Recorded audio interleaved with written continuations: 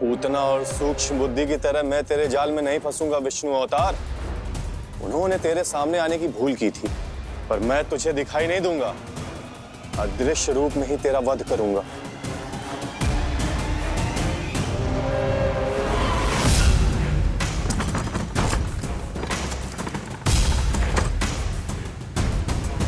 तेरी मां तुझे साधारण से धूप से बचाना चाहती थी।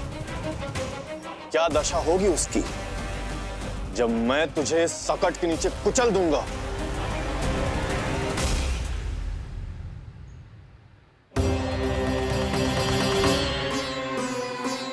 जाने ये पूजा कब समाप्त होगी। कहीं उठ तो ना गया होगा मेरा लल्ला। मुझे उसे देखना है। पर जो पंडित जी है कि अब देख कैसे इस शकट के भार के नीचे दब जाता है तेरा कोमल तन। यशोदा, पूजा समाप्त होने वाली, आरती को समय हो रहा है। लल्ला सुरक्षित है, चिंता ना करो। कितना नन्हा सा है तू, फिर भी तूने महाराज कंस की रातों की नींद, सुख चैन सब छीन लिया। अब मैं तुझसे तेरे प्राण छीनूंगा। तैयार हो जा।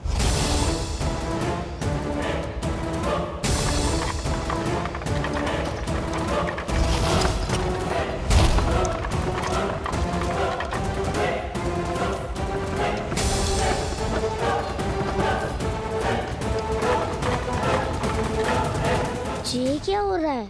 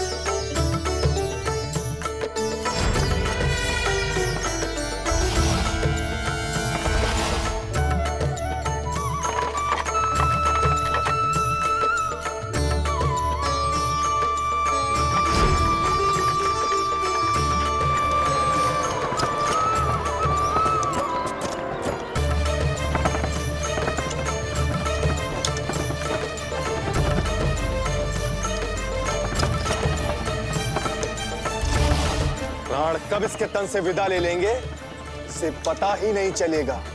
ताई जी! यशोदा ताई जी!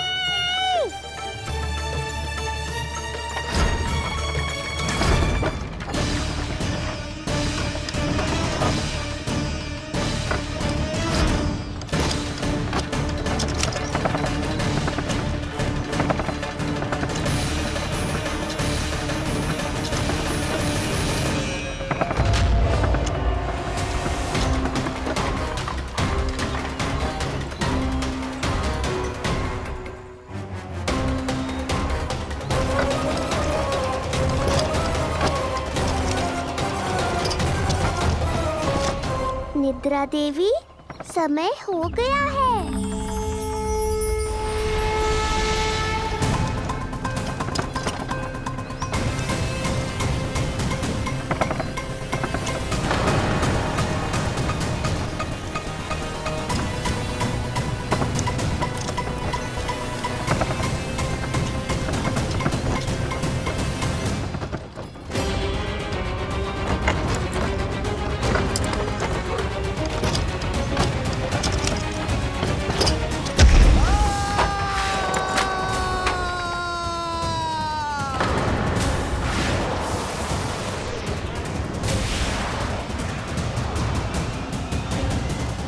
बोलो श्री नारायण भगवान की जय।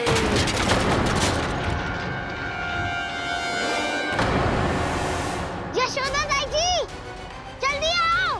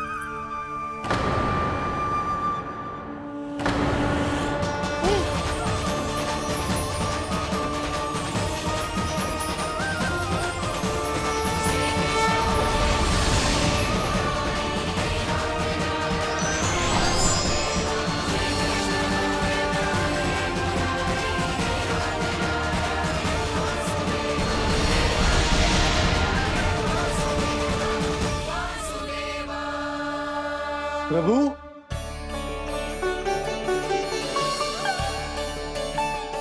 प्रभु, मैंने आपके अवतार को हानि पहुंचाने का प्रयास किया, फिर भी आपने मुझे दर्शन दिया। देने ही पड़े। तुम्हें मेरे चरणों का स्पर्श जो मिल गया, तुम्हें आश्चर्य हो रहा होगा। एक साधारण से स्पर्श से तुम्हें वो मिला जो बड़े से बड़े ऋषियों को भी कठिन से कठिन तपस्या के बाद भी नहीं मिलता। इसका उत्तर तुम्हारे अतीत में छुपा है। दैत्य हिरण्याक्ष के पुत्र के रूप में तुम्हारा जन्म हुआ था। शीघ्र ही तुम बहुत अधिक विशाल और असीम बलशाली हो गए थे, पर तुम अपनी शक्ति का प्रयोग अनुचित ढंग से करते थे। एक दिन तुमने महर्षि लोमस के आश्रम में बहुत ही उत्पात मचाया, हरे भरे वृक्षों को नष्ट कर दिया।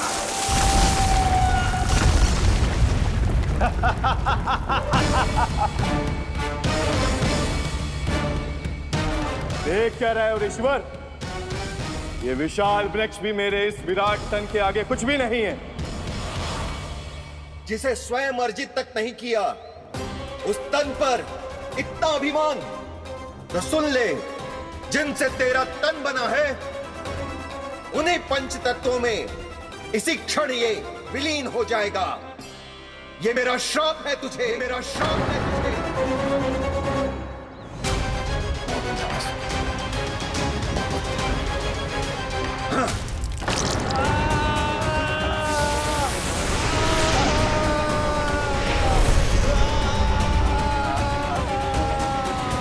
पर तभी तुम्हें अपनी भूल का आभास हुआ और ऋषि लोमस से तुमने क्षमा याचना की।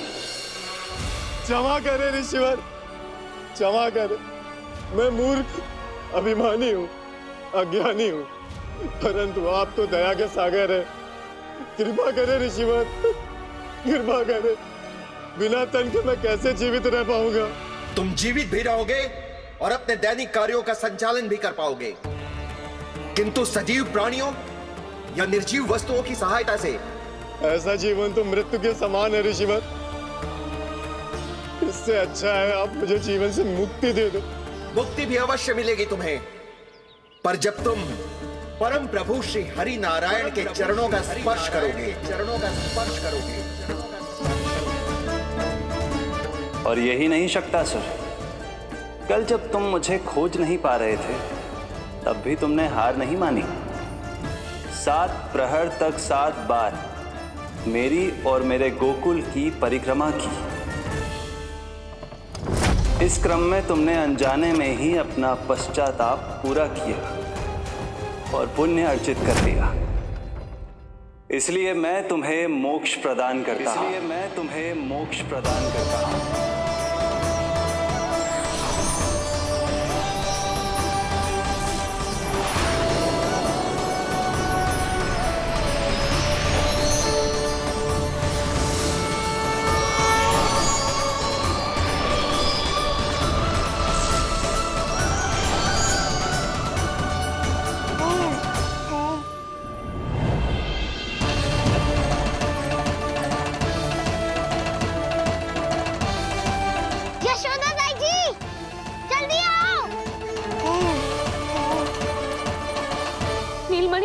मेरा लल्ला, लल्ला,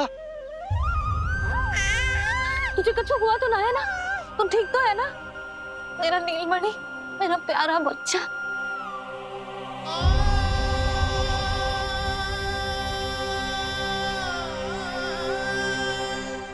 भोला, बंसी, ये सब क्या है?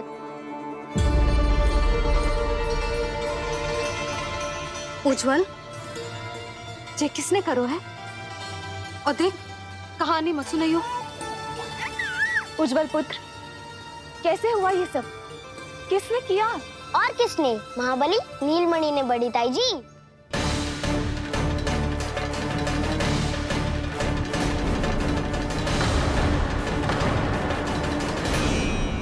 जी क्या बोल रहे हो? सच्ची सच्ची बता।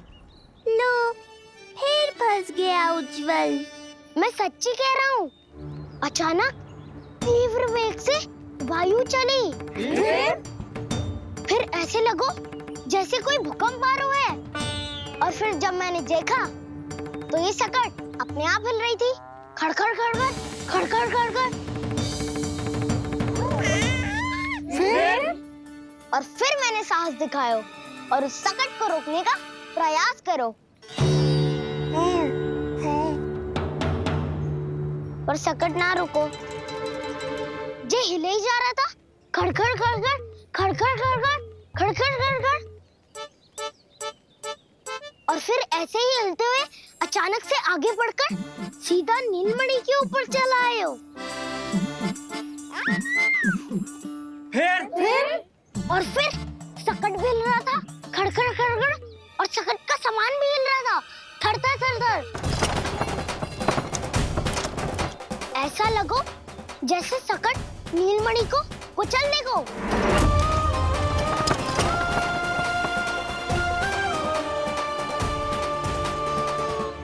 पर तभी जे जाग गए हो, इसने खींचकर अपने पाँव का प्रहार करो और चीख गया सकट आकाश पे।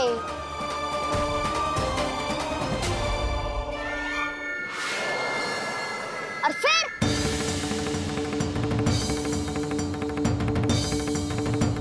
धड़ाम, सब भूमि पे गिरकर चकनाचूर।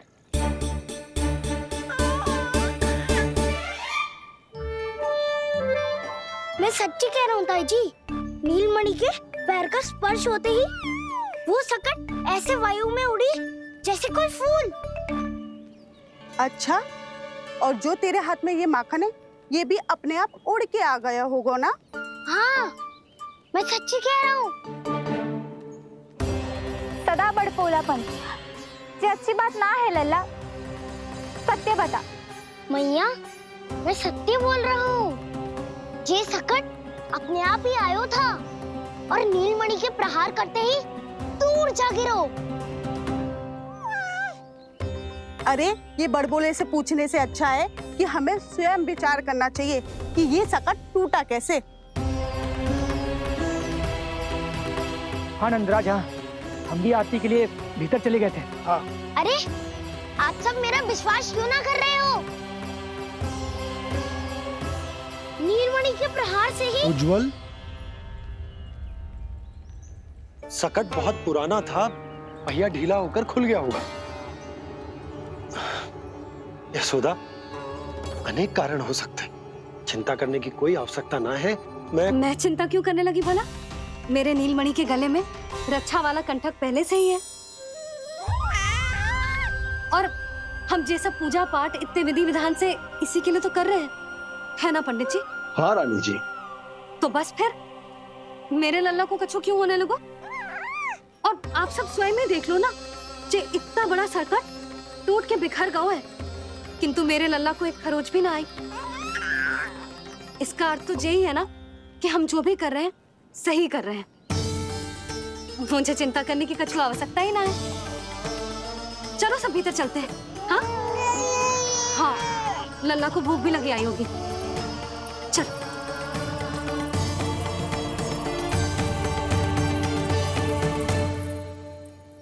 नंदराज जी, अब हमें भी आज्ञा दीजिए। प्रणाम पंडित जी।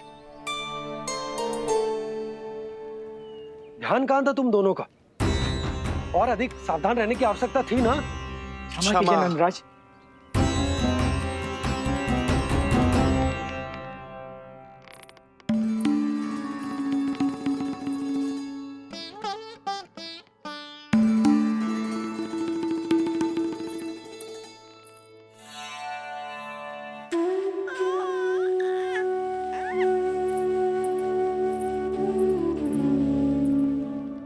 यशोदा, क्या हुआ? बोलो ना, क्या सोच रही हो? मुझे बहुत चिंता हो रही है जीजी। मेरे लल्ला के साथ कुछ ना कुछ दुर्घटना होती रहती है।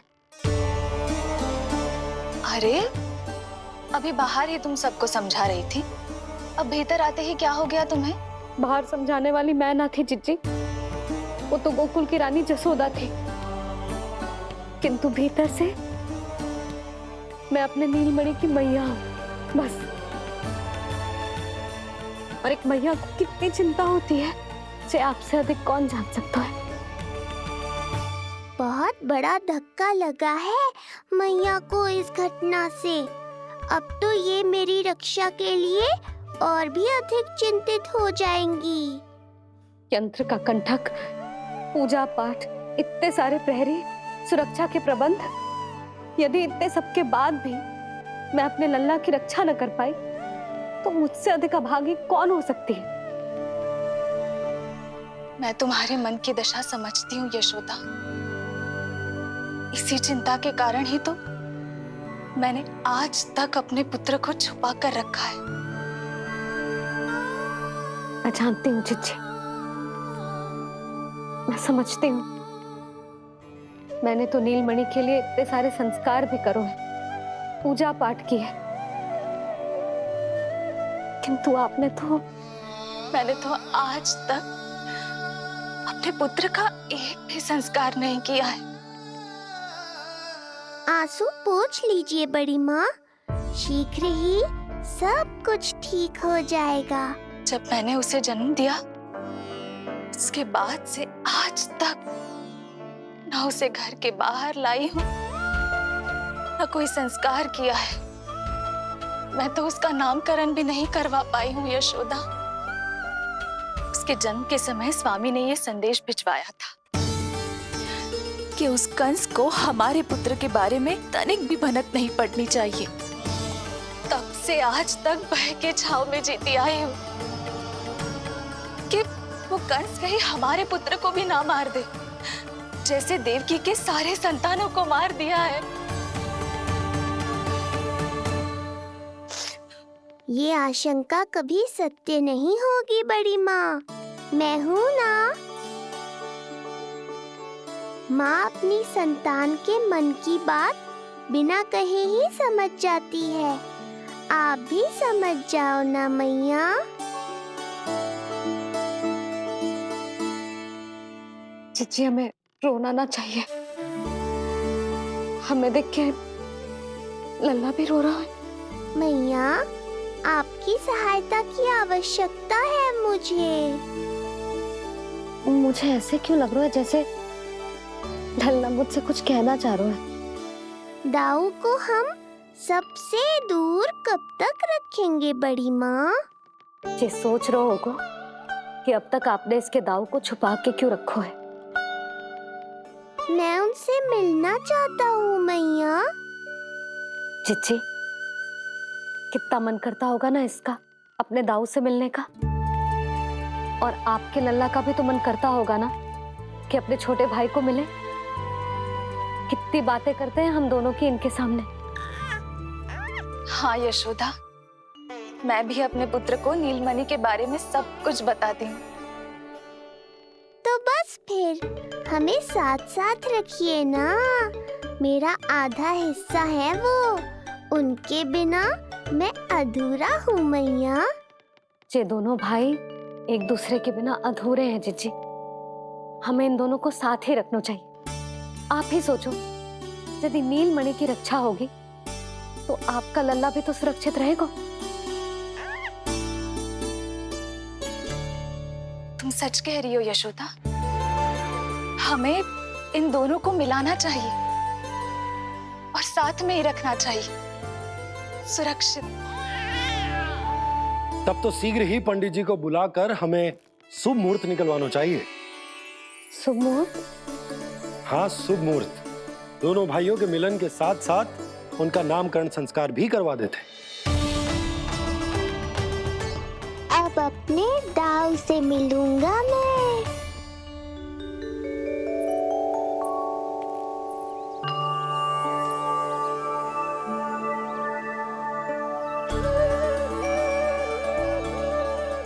ऋषिवर के दिव्य आभा के कारण ये वातावरण कितना शुद्ध, कितना पवित्र लग रहा है ना।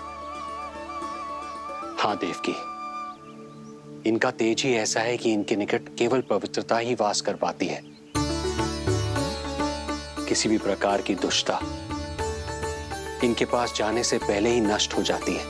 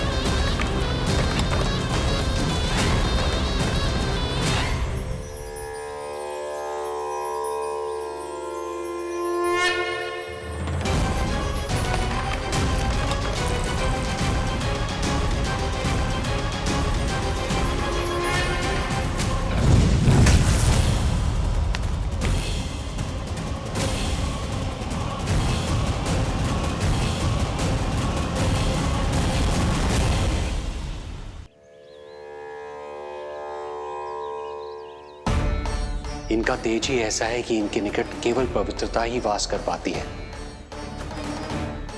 किसी भी प्रकार की दुष्टता इनके पास जाने से पहले ही नष्ट हो जाती है। यदि महर्षि की इच्छा के बिना मैंने भीतर प्रवेश किया तो कहीं ये मुझे श्राप ना दे दे। नहीं, इससे तो अच्छा है कि मैं यहीं आश्रम के बाहर रुकूं और यहीं से इन दोनों पर दृष्टि रखूं।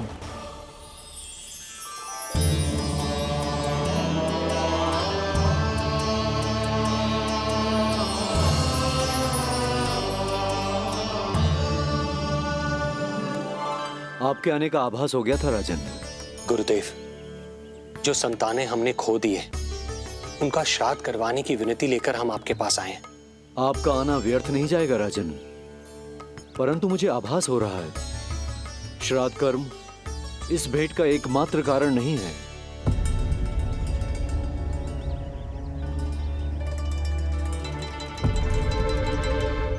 आपको उसकी या कंस की चिंता करने की कोई आवश्यकता नहीं है। निश्चिंत होकर बताइए कि आपकी इच्छा क्या है। गुरुदेव, वर्तमान में मेरी प्रथम पत्नी रोहिणी पुत्र सहित गोकुल में निवास कर रही है। हमारे उस पुत्र का और भाभी यशोदा के पुत्र का नामकरण संस्कार करवा दीजिए। बस यही हमारा सौभाग्य होगा। मुझे कुछ सुनाई क्यों नहीं दे रहा है? देवी रोहिणी से उत्पन्न आपका पुत्र यादव कुल का राजकुमार है और यादवों का गुरु होने के नाते उसका संस्कार कराना हमारा कर्तव्य है। परंतु यशोदा पुत्र का नामकरण वो आप मुझसे क्यों करवाना चाहते हैं?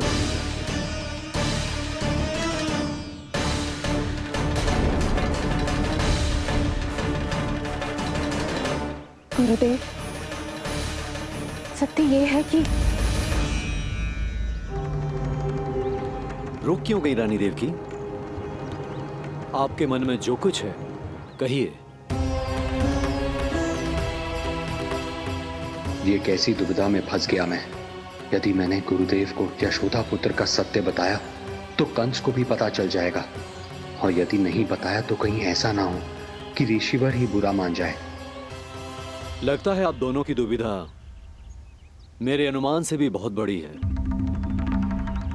अपनी या अपने पुत्र की कुंडली लाए हैं राजन? जी गुरुदेव, अपनी कुंडली है मेरे पास। देवकी,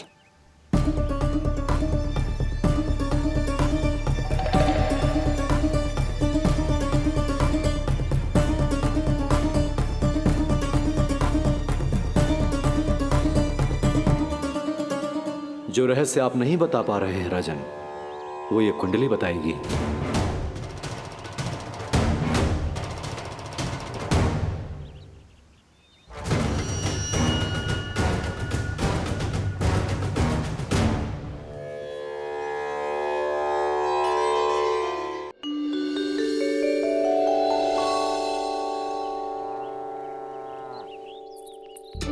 लल्ला, बता कैसी है जगदा?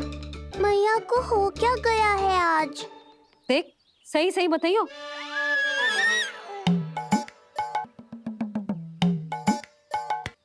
अच्छी है ना? पसंद आएगी ना उसे? हाँ? या फिर जे मोर पंख वाला मुकुट दे दूं? पहली बार मिल रहा है तू, उपहार तो देना चाहिए ना? पर बड़े तो वो है ना मैया, उपहार तो वो देंगे मुझे।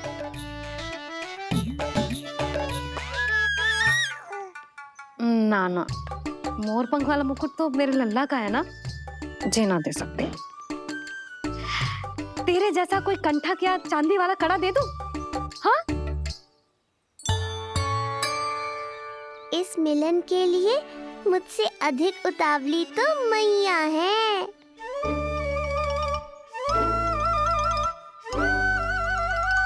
अच्छा, जे उपहार छोड़, तू तो जे बता कि तू उसे बुलाएगा क्या कह के?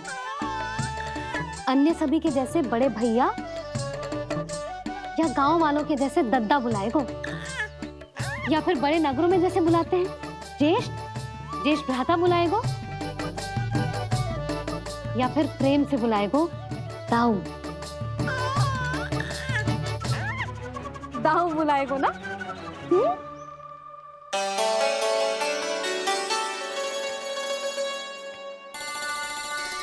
सुनो आपने, हमारे लल्ला ने निर्णय ले लियो, ये अपने भैया को दाऊ कहकर बुलाएगो। अरे वाह, लल्ला ने बोलना भले ही ना सीखो, परंतु तुम्हें बता दियो। और नहीं तो क्या, लल्ला कुछ कहे ना कहे माँ तो समझ जाती है ना लल्ला?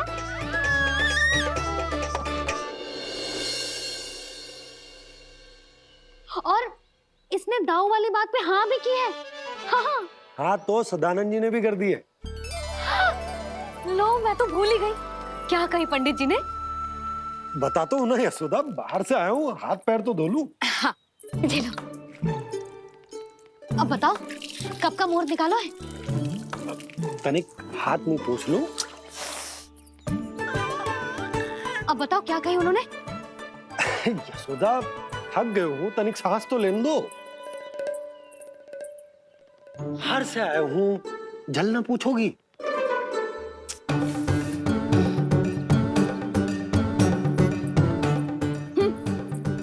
अब बता दो जी।